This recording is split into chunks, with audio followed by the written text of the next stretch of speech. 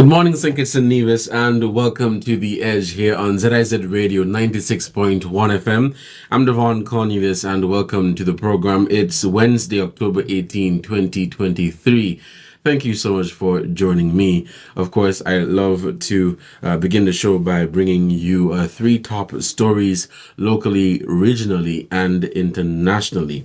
Now, on the international scene, hundreds of Palestinians are feared to have been killed in an airstrike on a hospital in Gaza City. Palestinians are injured in the Israel-Hamas war were being treated at the hospital, while others were seeking safety after days of Israeli airstrikes. The Israeli military has denied responsibility for the attack, claiming that a rocket barrage fired by the extremist group Islamic Jihad struck the Al-Alali hospital, which is funded by the Anglican Church. Now, earlier, the United Nations said a school in central Gaza where 4,000 people were sheltering was also hit, killing at least 6 people. The Israeli military insisted it was not targeting civilians, stating, quote, "When we see a Hamas target, we will go after it." Now, across the region, Prime Minister Gaston Brown has signed off on nominations for the upcoming Independence Day honors, and he has confirmed that Attorney General Stedroy Cutie Benjamin is on the list. According to a letter obtained by the Antigua Observer, Benjamin's nomination was put forward by his constituents. The letter, endorsed by more than 50 people, acknowledges the contributions made by Benjamin during his tenure as a parliamentarian for 38 years and a politician for approximately 42 years. Brown emphasized the government's commitment to honoring individuals who have made significant contributions while they are still living. And locally, St. Kitts has been awarded the prestigious 2023 Travel Weekly Magellan Gold accolade for Caribbean eco-friendly sustainable destination. According to Travel Weekly, being selected as a Magellan Award winner is a tremendous achievement and proves you represent a high standard of excellence within the travel industry. These are the top stories. It also says that St. Kitts is the Caribbean's eco-friendly gem or eco-tourism gem with its commitment to sustainable living, breathtaking natural beauty, and home to the Caribbean's only expanding rainforest. St. Kitts is a haven for eco-conscious travelers seeking unforgettable experiences in harmony with the environment. This distinguished recognition further cements St. Kitts' position as an industry leader in the region and within the tourism space. These are the top stories locally, regionally, and internationally. You're listening to The Edge here on ZIZ Radio 96.1 FM. I'm your host, Devonne Cornelius. Thank you so much for joining the program. It's just 5 minutes past. Of course, I love to give out the numbers early. You can call us at 465-2555. That's 465-2555 or 718-577-2916. That's 718-577-2916. Today, joining me on the program will be Dr. Jenson Morton, and we will be discussing all things health, all things healthcare. He will be joining me very shortly, and we'll have a conversation about healthcare in St. Kitts and Nevis, specifically services being offered at the Joseph and France General Hospital, what's going on there, and other medical facilities across St. Kitts and Nevis, particularly on the island of St. Kitts. We'll take a short break, and when we come back, we'll have Dr. Morton to join the conversation. You're listening to The Edge on ZIZ Radio 96.1 FM. Let's take this break.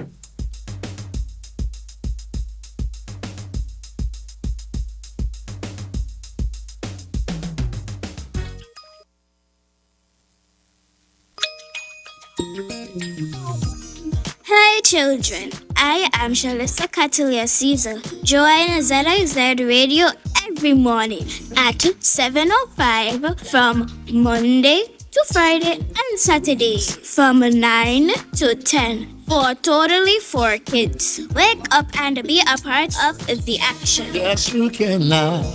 You can do anything if you try. Oh, just try. Oh, my. Grace be to you and peace be multiplied from God the Father and our Lord and Savior, Jesus Christ. Hi, I'm Jazzy D. And I am Paul Diswingate. And we are blessed to be hosting The Sound of Praise. Our early morning gospel program right here on ZIZ Radio. It's a morning of great music, inspirational features, and the uncompromised Word of God, which is basic instruction before leaving earth, and much more. Join me, Jazzy D. And join me, Paul Diswingate, from 3 to 6 in the morning for The Sound of Praise. Hallelujah! My hallelujah belongs to you.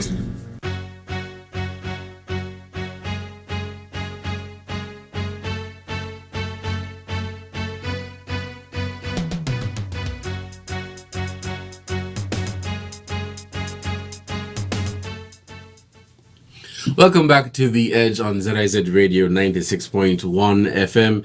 It's Wednesday. It's Thursday. It's Wednesday or it's just Thursday? It's Wednesday.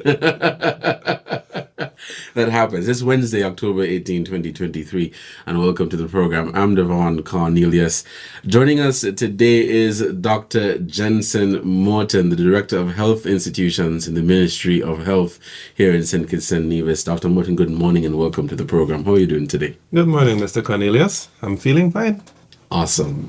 So happy to have you on the program. As I mentioned earlier to the listeners, we will be discussing all things healthcare, especially as it relates to the Josephine France General Hospital, what's going on there, the delivery of healthcare in St. Kitts and Nevis, and basically sensitizing the general public about healthcare in St. Kitts and Nevis, right? And I'm pretty sure you are capable of doing that, all right? So let's get right into the conversation. So I was doing a bit of research yesterday, and in April of this year, you were on a program where you spoke about some objectives and plans for the Ministry of Health. Yes. You made the general public aware of the ministry's objectives to improve patient care, customer service, particularly at the Josephine France General Hospital. That was in April. We are in the month of October. Where are we right now? All right. Thank you for that. So the issue of customer service is one that we actually took very seriously, or one that we take very seriously. Every time the discussions come about with regards to healthcare and its future, and we speak about the need for a new hospital, I can guarantee you that 99% of the times, the first retort that comes back from persons is to say, it doesn't make any sense building a new hospital if you're going to have the same bad staff. And I'm like, what do you mean by bad staff? And, everyone would have some kind of story about an instance in which they received what they perceive as disrespect, or what they perceive as something in the realm of poor communication or bad communication, and the list went on. Even when we look at the general complaints that come from persons, you're able to pick up that the majority of the complaints, it's not really so much the delivery of healthcare in most instances. It's something that someone said, or a type of look, a type of action, or people feeling like the person does not care, and those kinds of stuff. So it was something that, you have to admit the truth. If everyone is saying it, then it can't just be one person's misconception. Right. So we embarked upon the decision to invest in some customer service training for the staff. We really were hoping that we could get it done by November, but there was a bit of a delay, and it took place in this year, in 2023. It was facilitated by Mrs. Bradley King, and in total over 200 staff members went through this first pass of the customer service training, and it was successful. They all participated, and they were able to get that level of sensitization and that level of training, whether it was just training with regards to the delivery of service versus training with regards to persons on the supervisory level to be able to relate to staff properly, and even persons that were not that are not directly in contact with patients. You still have to have that training so that you know how to intercommunicate amongst each other.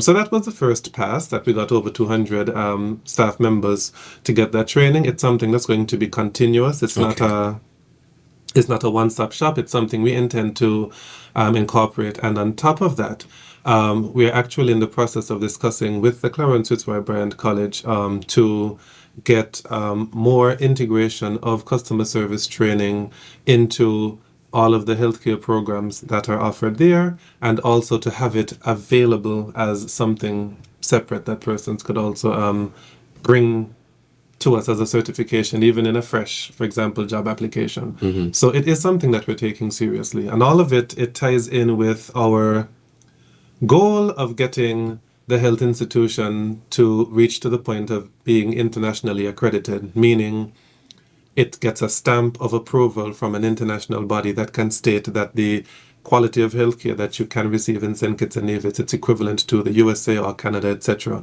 And in order to get that done, there are lots of different things that have to be met, lots of different criteria. And one of them definitely would be to ensure that that aspect of customer service is improved. So, you know, Dr. Morton, I'm really happy that you mentioned that the Ministry of Health is embarking on this. You mentioned that it's not necessarily a case where the medical professionals are incompetent. It's maybe what they say or how they respond in that moment. And so it's very important. And when you're dealing with patients and you're in pain and whatever the situation is, people want to be comforted. So that's a really good step. Now, how far long are the training programs for advanced cardiovascular life support and basic life support that were indicated earlier this year for a number of staff members? Okay. So the advanced cardiac life support and the basic life support, essentially, just to break it down a bit for everyone, the basic life support is basically the ability to offer CPR to someone that is in need of such, to be able to identify the need, to be able to perform it accordingly. Advanced cardiac life support is a little bit more advanced. It involves, well, as the name implies, it involves utilization of specific medications and other techniques that would be deemed necessary for the situation. Essentially, it was to ensure that all staff, well, the goal is to ensure that all staff members at the hospital are trained in basic life support, and that all of the medical staff, as many persons in the medical staff as possible, are trained in advanced cardiac life support. And of course, all physicians and all physicians, all senior nurses, etc., and a few other staff members that are key would also be targeted for the training in advanced cardiac life support. That is also one of the crucial things that's needed for the same accreditation. So everyone, even if you're an orderly, whatever it is, everyone knows how these procedures work if you enter the hospital and your hospital staff. So we are not 100% where we want to be. We have well over 500 staff, if you have to count everyone in the hospital. Only about half of them right now are certified in the either advanced cardiac life support or basic life support, but it is okay. Those certifications, even when you get them, it has to be renewed every 2 years, because it's information and they want to make sure you didn't get it 10 years ago and forgot. So those are the standards. So we are in the process of doing a second round of the training. And again, just like the customer service training, it's going to be something that is continuous. One of the things that we, unfortunately, we have a little disadvantage with is that we don't have an emergency medicine specialist right now in St. Kitts. One of those persons is an individual, one of the types of individuals that can offer training to the persons here. We don't have any on island right now. There is an individual that is training in it currently in Cuba, but they're not finished as yet. There's a local individual. And apart from that, paramedics, certified paramedics could also assist. So with the first round, it was a combination of certified paramedics and others that had come from the a team from the USA for that first round. And it really assisted us very much. But we're trying to see how we can make it something that's annual and continuous, because last year it took place at the end of November, and it was a joint mission that was facilitated graciously by Ross University. And like I said, we're going to see how it is, just like the customer service training, how we plan to do it.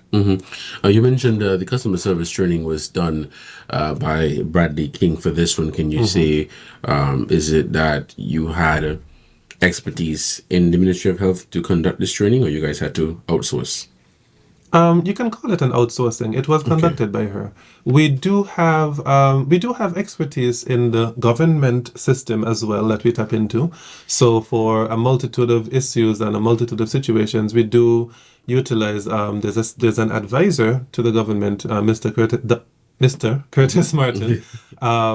But for something of that size, we chose to outsource to Bradley King, since it was that many people and something so specific.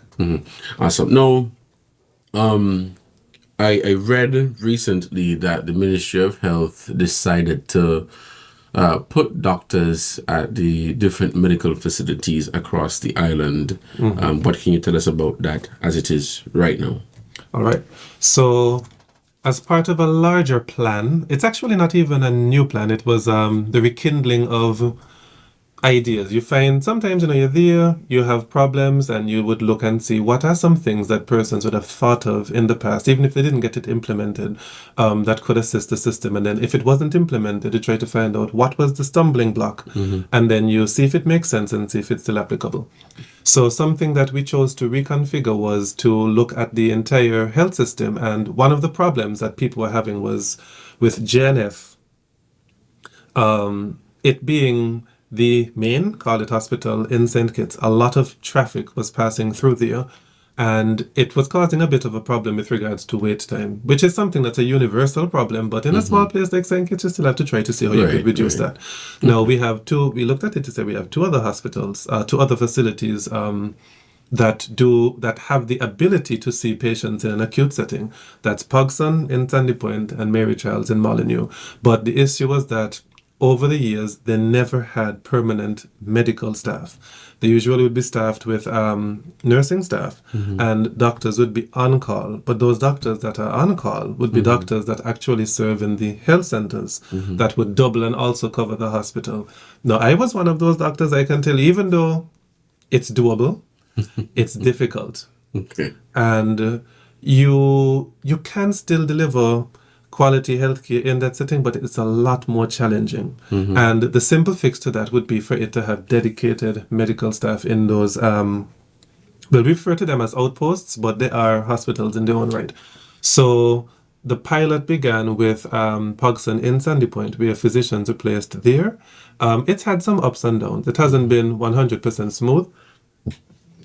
It hasn't been 100% smooth. The goal was to ensure that Pogson gets 24-hour in-person doctor coverage. And I will say it's been a bit of a mixed bag. Sometimes we do have in-person coverage, but sometimes we don't have it 100%.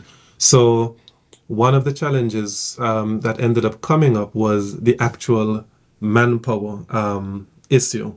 Which was probably one of the things that was a hindrance before. We do have more doctors now compared to before, so it would be easier for us now, but it's still a bit of a challenge.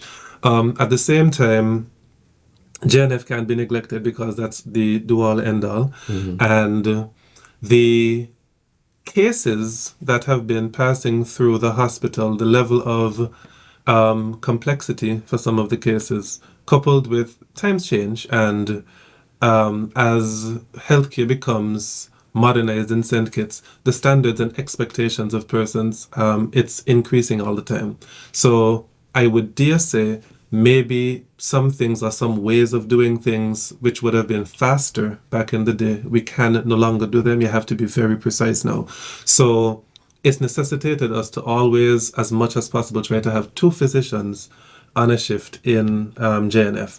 So with two physicians on a shift, per shift in the emergency room at least, in JNF, coupled with having physicians in Sandy Point, it's been difficult when you factor in, people are mobile, Right. people are always going off to specialize in something, but new people are also coming, but the new people, when they come, they still have to go through a system of sensitization. So you would have doctors, but they're not ready yet for deployment in that kind of area. Then at the same time, sometimes you have a physician and they might express that even though they're willing to work, they might want to work in another setting. So you try to see how you could accommodate that whilst at the same time keeping the places stocked. And of course, usual things, emergencies, illnesses. So there's always some kind of challenge with regards to getting that coverage when the numbers are so tight. But we have been able to have a decent degree of success with it, in which we are still trying to perfect it. With regards to Mary Childs, I'll be honest, it's been, I have to tip my hat to Dr. Rubain in particular, because it's been really held together very strongly by, you always have the few persons that go above and beyond, yes. But both him and Dr. Stanley, they're the ones that have been covering over in that area.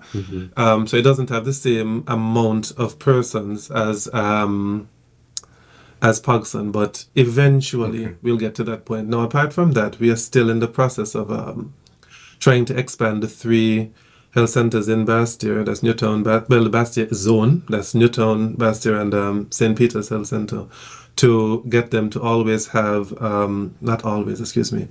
get them to have physician coverage.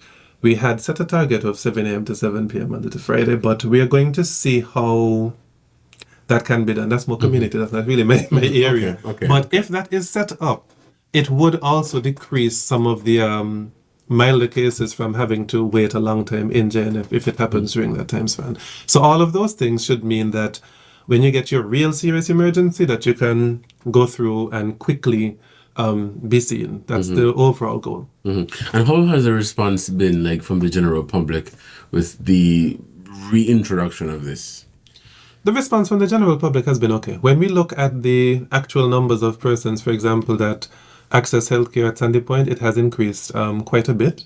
In JNF, well, the JNF numbers, I think that one is mostly due to population increase and a few other things. And, well, because of COVID and some stuff, you can't really look at the numbers on the surface, but the total number of persons that accessed healthcare, it increased from 22,000 to 28, total visits increased from 22,000 to 28,000 at JNF. At Pogson, it's in the vicinity of about 6,000, and Mary Charles is slightly more than half that. So I'm assuming that as we strengthen the physician capacity at Mary Charles, it should be able to come close to the number that accesses healthcare in Pogson, because the populations are similar for those areas. All right, it is 11:24. You're listening to The Edge here on ZIZ Radio 96.1 FM. We'll take a quick break, and when we come back, we'll continue the conversation with Dr. Jenson Morton. Let's take this break. We'll be right back. Yep.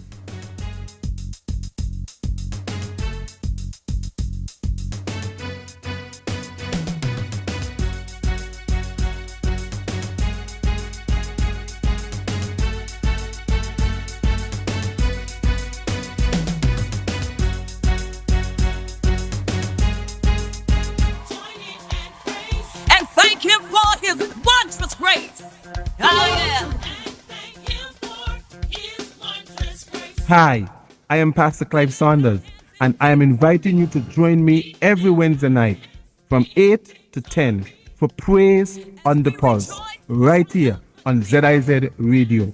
It will be a powerful time of praise and worship unto our God. Tune in and be blessed. Come on and declare. We got the victory. Hallelujah!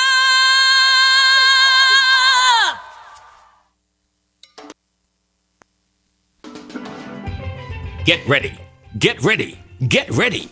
Captivating, entertaining, exhilarating. ECCB at 40 presents its Creative Arts and Island Night Festival.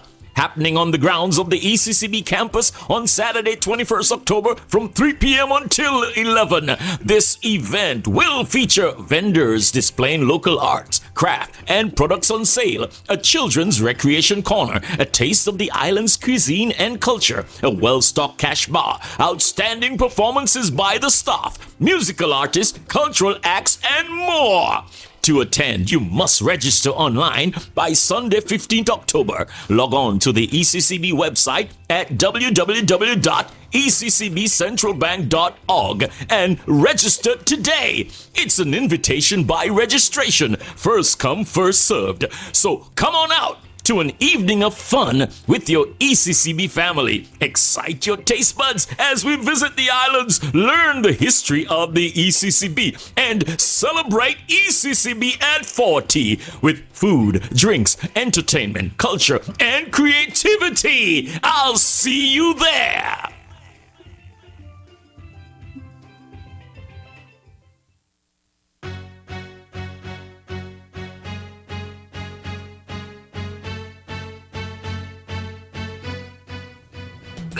Welcome back to The Edge on ZIZ Radio 96.1 FM. I'm Devonne Cornelius.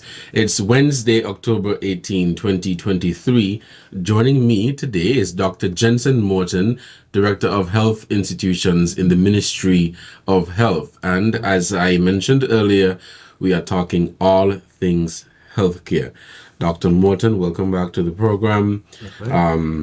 We spoke just recently about physicians, doctors at the various medical facilities across St. Kitts and Nevis. I had a conversation with you earlier, I think it was in September. We were talking about renal transplant services. Oh, okay. Okay, what can you tell me about that? All right. So the Renal Transplant Services Initiative, it's actually one of the brainchildren of the Prime Minister and Minister of Health, that's Dr. Drew.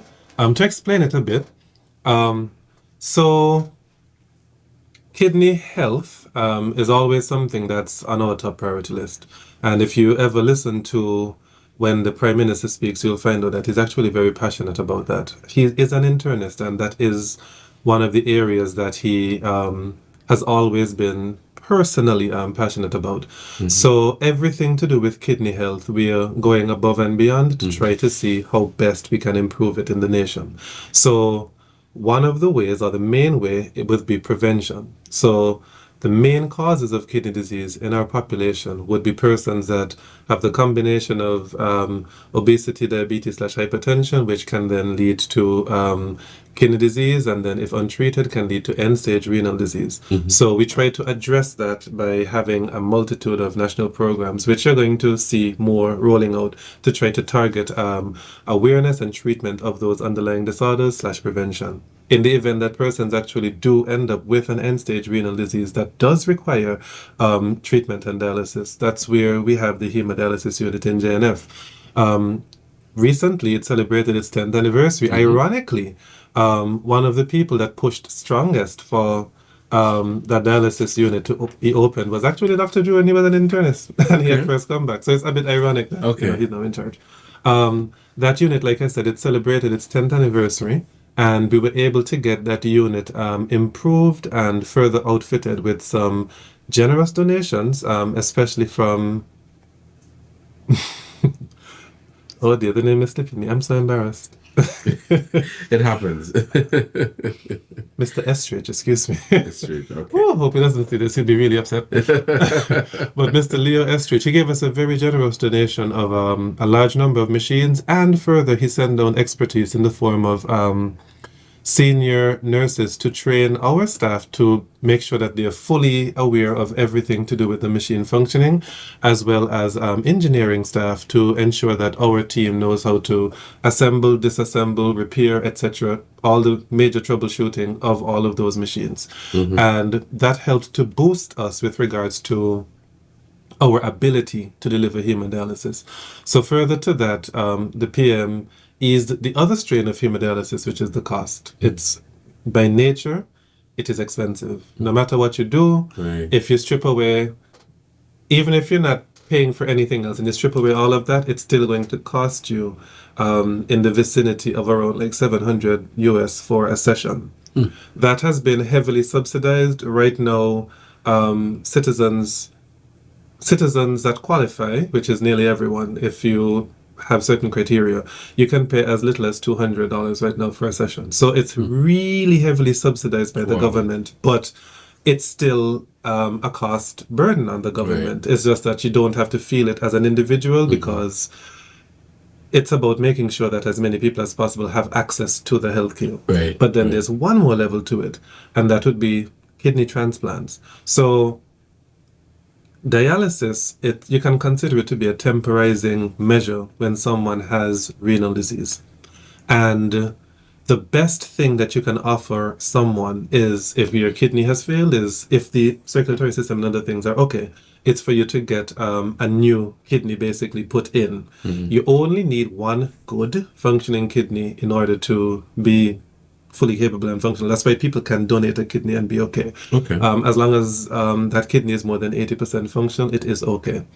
So a renal transplant, now when a lot of people look at a kidney transplant on paper, it looks expensive. And, they would say, oh, a kidney transplant is so expensive, X and Y. It's actually cheaper than dialysis in the long run, because a kidney transplant, if you look at like the raw price of what most people would charge, exclude the state is expensive, but the raw price that it's really nice healthcare, but it's very expensive. That's the reality. A kidney transplant, it would cost in the vicinity of around like 100 to 150,000. And if you're hearing me say that a dialysis session, it could cost in the region of 700. You need 3 dialysis sessions every week for it to be optimal, which is $2,100 a week. $2,100 a week multiplied by 52 for the year, which is every single year. That is $100,000. So by the time you've done 2 years of hemodialysis, that's actually more expensive than the renal transplant, even though you look and you say, oh, it's 100 and something thousand. But I put a little asterisk. Some renal transplant could cost you like 400,000. But even if that's the case, 4 years of dialysis, it adds up. And some people, they've been on dialysis for many, many years. So it works out. Now, it's apart from it working out, hemodialysis takes time. It takes hours in which you're sitting down to get basically the blood cleaned by the machine that's trying to replicate the actions of the kidney. And with the renal transplant, you don't have to be sacrificing all of those hours. And with the hemodialysis, it also necessitates a variety of medications that we'll have to have the person take to try to ensure that there's proper acid-base balance within their bloodstream, and that other things are kept up to speed. But with the renal transplant, that amount of medication is drastically reduced. So it's less quote-unquote pill burden, it's less time, and it's also, in the long run, it's less expensive, and persons tend to have a better outcome as long as their own bodies don't reject the organ, which is unfortunate if that happens. But as long as the body accepts the organ, then everything is perfectly fine. So with that mindset, the final step basically in the equation, apart from the prevention, the availability of the machines, the affordability of the dialysis machines, the final part is renal transplant. So there is a surgeon that's an expert in the field, a Dr. Hakim from the United Kingdom. He has his team. That same team, they have assisted Antigua with renal transplants in the past. They've done at least, I think they've done at least 5 to date. It's probably a lot more than that, but the last time I checked, that was the number. And they've been successful, and they just wish to expand the offerings of those services also generously to St. Kitts and Nevis.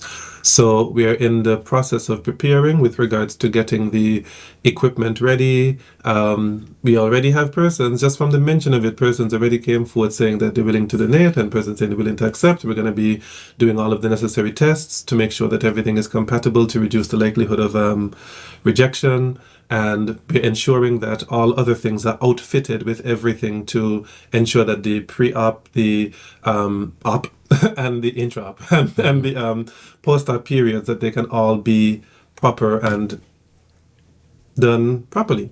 So even if we can get just a few persons that would have been on dialysis, can give them the option of now being able to get a kidney transplant, it's better for them. It also saves for us, and it's just overall beneficial. So, wow. Can you give a window, a timeline?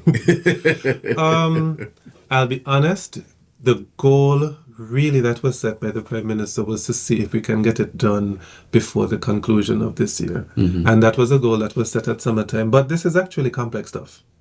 So even though we're working under a time crunch and pressure, most likely it's something that's going to be established by the first quarter of next year. But we're still trying to see if it can be done before the conclusion of this year. We're trying to see how much we could safely accelerate the process. But this is something that, in terms of rushing, can't really cut certain corners with things because of the nature of it. But we're going to try and see.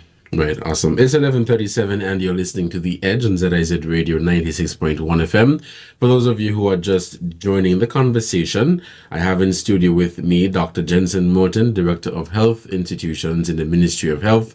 And in a nutshell, we're talking all things healthcare. Dr. Morton, again, thank you so much for joining me. At JNF, eye surgery has resumed in terms of the number of new patients. How has the general public responded? What can you tell us about that? All right. So the general public has actually responded very well. With regards to eye surgery at JNF, they had to come to a halt last year around May/June. It was due to some of the equipment that was there becoming faulty. So that would have been 2022, about May, June. That was the last previous eye surgery.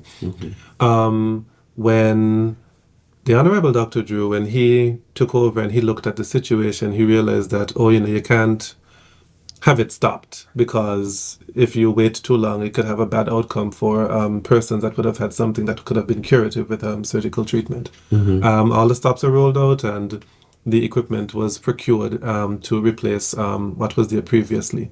We were able to recommence eye surgical procedures safely and properly with state-of-the-art equipment in April. And between that time and now, we've been able to do 137 procedures.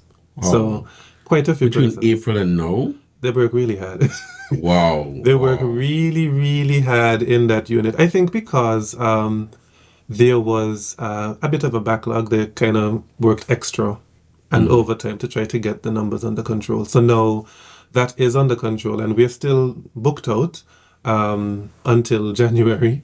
So we still have quite a few persons that are on the waiting list. So, and excuse me, this has been complication-free. So this has been good, high-quality surgical procedures. So that team, which is Dr. Crespo, Dr. Kobas, and the nursing team, Nurse Gordon and the nursing team. I'm trying to remember everyone's name.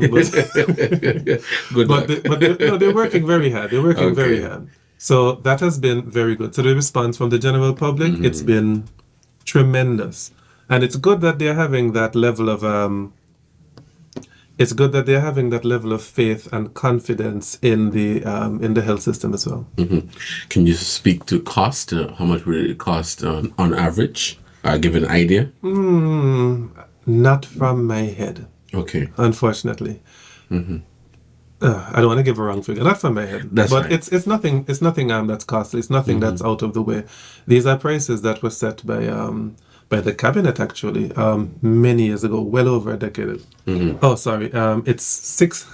I think someone heard me. It's $650 for cataract surgery. Okay. It's coming That's in. good. It's coming in. It's the same Nurse Garden. 600 for 62 years and over, and $650 for cataract. All right. Thank you so much. So thank you. Thank you so much for that. It's 11:40. You're listening to The Edge on ZIZ Radio 96.1 FM. All things healthcare, an opportunity for the Ministry of Health to sensitize the general public about what is happening in healthcare in St. Kitts and Nevis, at JNF and at the other medical facilities. Now, you made mention of renal transplant services, eye surgery, customer service training, patient care, outfitting the hospitals with medical doctors across St. Kitts, equipment. Okay. So with regards to equipment, that's an area that we're taking seriously. If it's one department that has been crying out for equipment, it really was the radiology department. Okay. Even in my first day, when I got there, they gave me a pre-warning. And they'll tell the truth. They gave me a pre-warning, and I said, "What's the pre-warning?" They said, "Okay, everything's working, but we're running on crutches." So I said, "What do you mean?" And essentially, from top to bottom, it was quite a few things that needed some attention. So we're in the process of getting a few things done.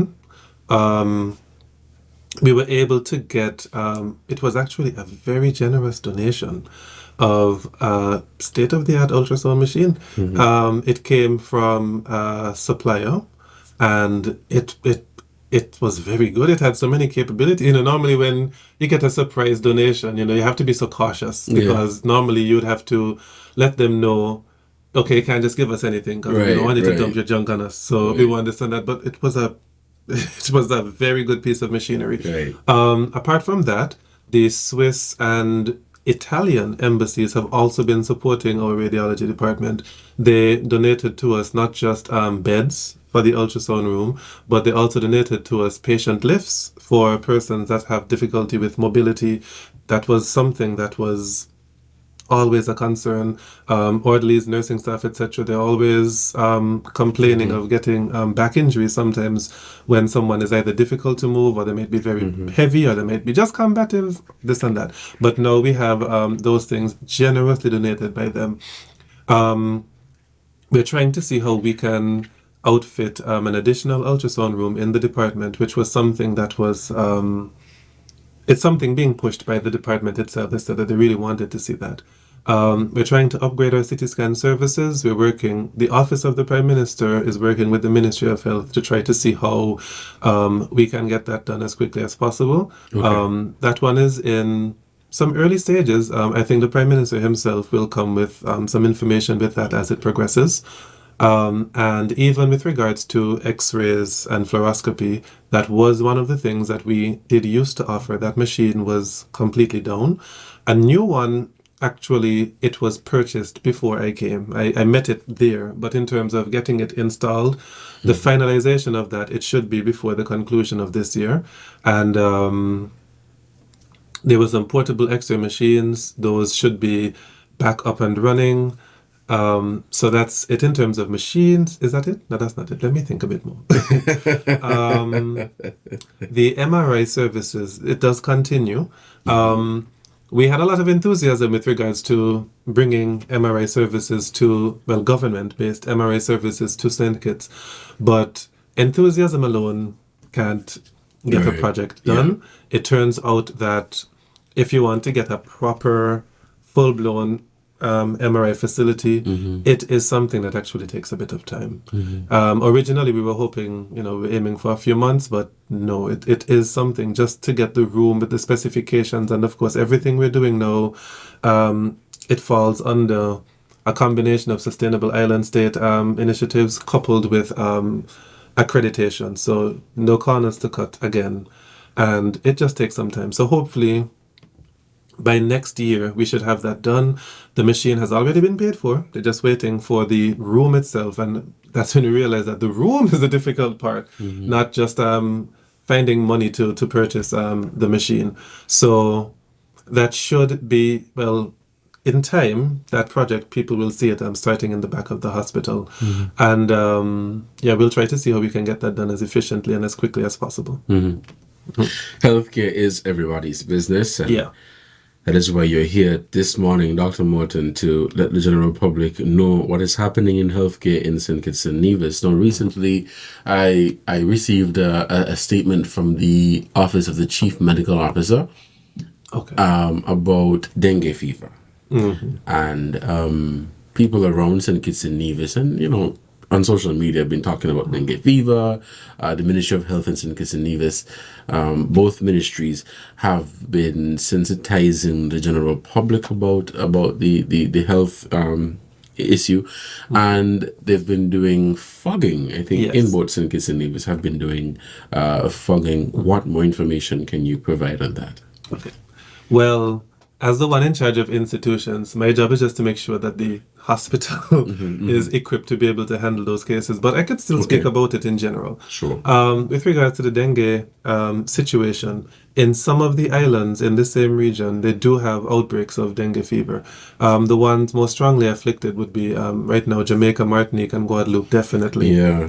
They've had deaths secondary to dengue fever.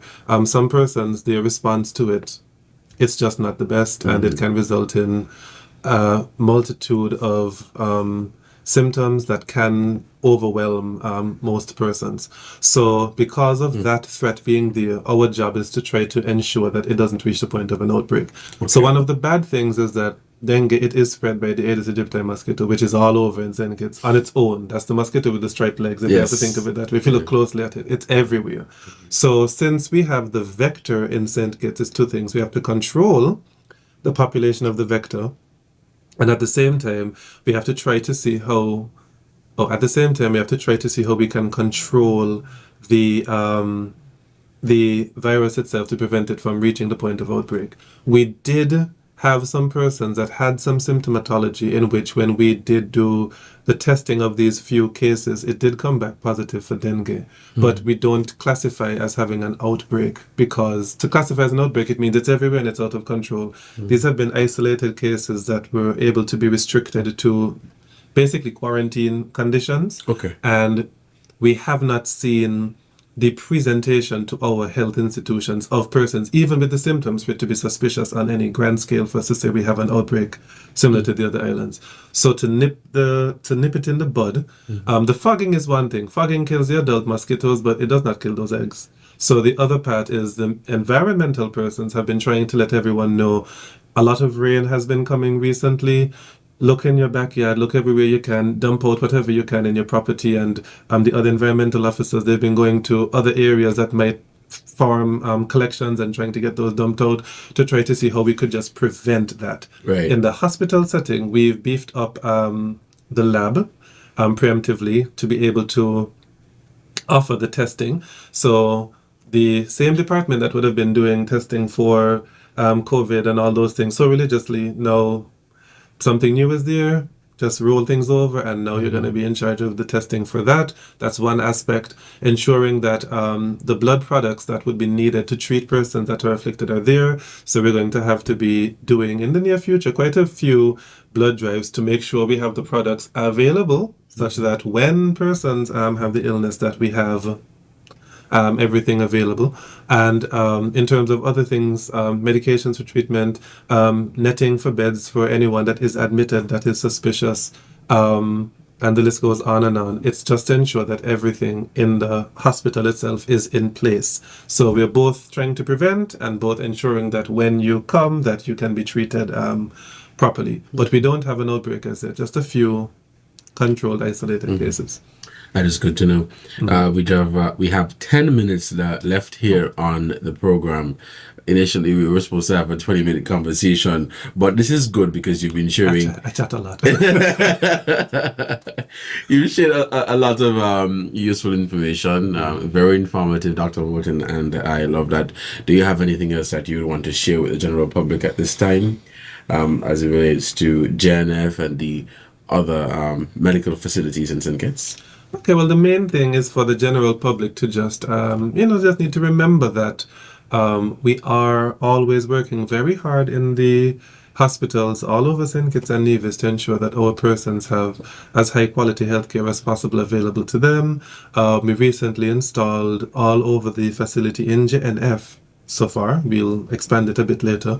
Suggestion boxes such that even persons in the general public can speak on anything. Even if it's just to complain about a bad incident, you could just write about it. We find that a lot of times persons would want to call and verbally complain. It's I can't really do much with a verbal complaint. I need something substantial such that it can be taken to a meeting, and so we're hoping that those could assist with that. The other thing is with regards to JNF, we had recently embarked upon a partnership with the cable. It was their 40th anniversary, which coincided with the 40th anniversary of our nation. It seems like they have the same birthday, actually. And they wanted to give back, and they had offered to assist us with basically refreshing and refurbishing the hospital lobby. Okay. So some works for that are going to be commencing to hopefully complete before the ending of this year. It's a work in progress, but when you see it starting, at least you'll know. Right, and we're right. very grateful for that partnership with the cable to get that done. There are other bodies that have reached out. It's actually really pleasing to see so many people reaching out. But other bodies have reached out to assist us with other areas, ranging from the kitchen to even the other day, the assistance that was rendered for the Cardin home with the large cook-off. So good people are in St. Kitts. They're always, they come and, it's one thing when people are just complaining, but the good news is that if someone sees a need with Right. something, they have been stepping up to the plate and saying, I'm offering my services for X, I'm offering my services for Y. So there are still good people here. Now, despite all of those refurbishments that we're doing for the hospital for the time being, is just to remind the general public that we are still actively on the path to the construction of a new health facility, which will be, the targeted location is opposite, you could say opposite the space between Ross and UMHS. Yes. So that health facility, it will replace the services of JNF General Hospital, and it's going to be a state-of-the-art facility that is built with modern standards and built up to the standards of accreditation, even though we're trying to get staff-based accreditation and administrative-based accreditation, even from the old facility. The infrastructural part, it would be very difficult to get that from the layout of JNF. So Okay. for that part, that is one of the main reasons why we need a new facility. The accredited health facility, it's practically standard now if you want to get certain levels of investment. To put it simply, certain persons are not going to come to your country unless they know, if I get a heart attack in your country, will the standard of care be up to X? Before COVID, you could have just spoken to someone and say, we have CT scan stuff available, we have this specialist available. Since COVID took place and a lot of holes got exposed in many persons' health facilities, not just St. Kitts, not in St. Kitts, but in many places, now persons are saying no. They want to see the accreditation, which is international stamp of quality. And with regards to those guidelines, they're so strict that we realized that we had quite a bit of work to do. And with regards to the aspects of our current facility, it would not be able to meet the standards of accreditation without, to summarize it, tearing down absolutely everything and building again from scratch, from the bottom up. It couldn't even be done piece because of some of the changes that had to be implemented. So it would have been easier for a larger place that had, let's say Bastia was large enough to have 2 full hospitals. It's not, but if it was, you could have just shut down one, completely do it over and just shunt the patients to the other. We don't have that luxury. We only have one. So that's why it had to get done brand new. But the plus with it is that it opens up the possibility for quite a number of things in St. Kitts that were not able to be done before. Facilities with regards to research in a variety of things like sickle cell. Persons have been reaching out. The possibility for us to have research institutes for those things would be improved. Improvement with regards to care facilities for oncology, that's cancer care, not just the chemotherapy, but also the radiotherapy. The opportunity for that will now present itself. Things such as facilities to offer specific fertility treatments and other research. So there's a lot more that can now be offered with an expansion to have basically, you can consider it to be an additional campus. So you'll have your facility that replaces the current, and you also have the ability to develop the current into a hybrid of not just healthcare, but healthcare with research, etc. So it's a lot of possibilities and capabilities out there, and I'm glad that we're going down this path. Dr. Morton, you have provided a mouthful. I like to talk. which is good because I'm seeing some feedback here in the live stream, comments like very informative and educational topics. So again, thank you so much for joining me on the program. I'm pretty sure that some of the things that you've mentioned, people were not aware of, right? Well, even with that, we're working on that. We now have a PR. I'll call it a PR team. It's a small team and they have a lot of work to do. Okay. But Health will now have a PR team to inform persons not just of health information, but also of the actual actions that are happening. So it doesn't have to be that I have to come on the radio to explain that they're more informed on a regular basis. It's a work in progress. They just started. We are just sorting out aspects of the equipment, etc. But people will realize an increased presence with regards to the Ministry of Health in everything, media, social media, etc. Awesome. And it ties right into the comment I made earlier. Healthcare is everybody's business. All right. It is 11:56. We're going to wrap up the program now. Again, thank you so much for coming on. I was about to ask you if you have any last comments to make, but I think you've done it already. All right. But thank you so much. And I was about to say I hope to have you back in the future, but you did mention it in the ministry. I don't mind coming back in the future to maybe tie up some loose ends at some things. Okay, no problem. You were listening to The Edge here on ZIZ Radio 96.1 FM. Today, I had Dr. Jenson Morton, the Director of Health Institutions in the Ministry of Health, speaking on all things healthcare, and he gave us an update on eye surgery, on the hemodialysis unit, on renal transplant services, dengue fever, equipment, customer service training, and different initiatives within the Ministry of Health to improve the delivery of healthcare in St. Kitts and Nevis. I think we are out of time.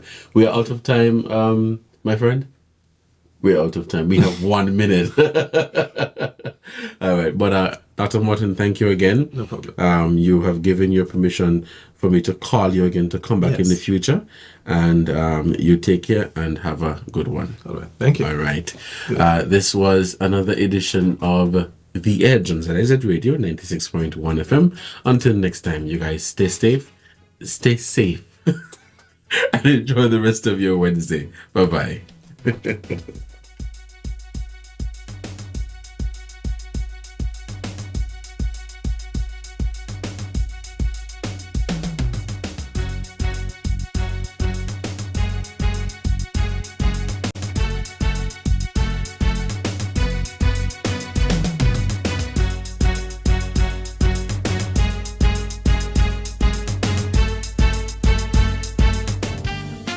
Whether it's a dress store on 4th Street, a snack in Cayon, or a village grocery in St. Paul's, our small businesses play